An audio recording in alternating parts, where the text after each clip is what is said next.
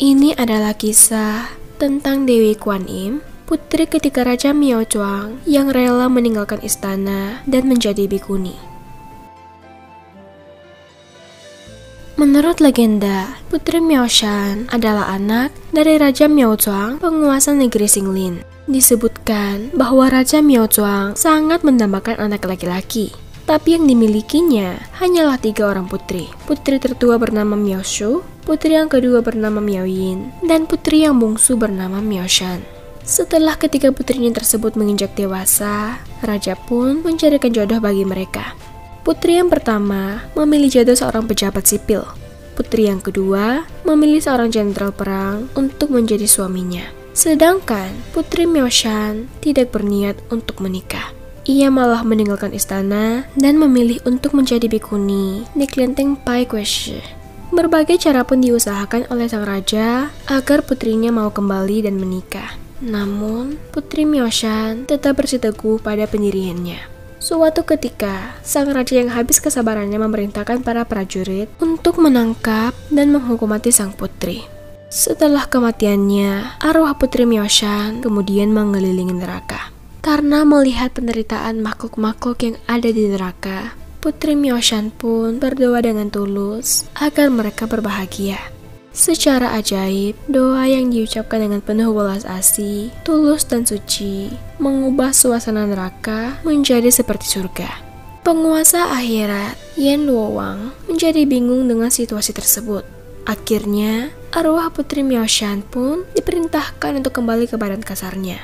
Begitu bangkit dari kematiannya, Buddha Amitabha kemudian muncul di hadapan Putri Miao Shan dan memberikan buah persik dewa kepadanya. Setelah memakan buah tersebut, sang putri tidak lagi mengalami rasa lapar, tua, dan kematian. Buddha Amitabha lalu menganjurkan Putri Miao Shan agar berlatih kesempurnaan di Gunung Putuo. Putri Miao Shan pun pergi ke Gunung Putuo diantar oleh seekor harimau, jelmaan dari Dewa Bumi. 9 tahun berlalu. Suatu ketika, Raja Miao Zhuang menderita sakit parah. Berbagai tabib termasyhur dan obat pun telah dicoba, namun semuanya gagal. Putri Miao Shan yang mendengar kabar tersebut lalu menyamar menjadi seorang pendeta tua dan datang menjenguk ayahnya. Tetapi sayang, Putri Miao Shan terlambat. Ketika ia datang, sang raja telah wafat. Dengan kesaktiannya, Putri Miao Shan melihat bahwa ayahnya dibawa ke neraka dan mengalami siksaan yang hebat. Karena rasa baktinya yang tinggi, Putri Miao Shan lalu pergi ke neraka untuk menolong. Pada saat akan menolong ayahnya untuk melewati gerbang dunia akhirat, Putri Miao Shan dan ayahnya diserbu oleh setan-setan kelaparan. Agar mereka dapat melewati setan-setan kelaparan tersebut, Putri Miao Shan kemudian memotong tangannya untuk dijadikan santapan setan-setan tersebut. Setelah hidup kembali, Raja Miao Zhuang pun menyadari bahwa bakti ketiga putrinya sangat luar biasa. Akhirnya, sang raja pun menjadi sadar dan mengundurkan diri dari pemerintahan. Ia bersama dengan keluarganya lalu pergi ke Gunung Xiangshan untuk bertobat dan mengikuti jalan Buddha. Rakyat yang mendengar bakti Putri Miao Shan yang rela mengorbankan tangannya menjadi sangat terharu. Berbondong-bondong mereka membuat tangan palsu untuk Putri Miao Shan.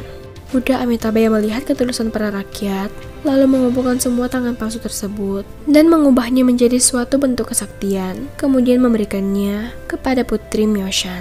Lalu, Chi Laihut memberinya gelar Qian Shou Qian Yan Jiu Gu Jiu Nan Wu Shang Shi Guan Shi Yin Pusa, yang artinya Bodhisattva Kuan Im, penolong kesukaran yang bertangan dan bermata 1000 yang tiada bandingnya. Sekian cerita dari saya kali ini. Jangan lupa subscribe untuk cerita-cerita seru berikutnya. Terima kasih.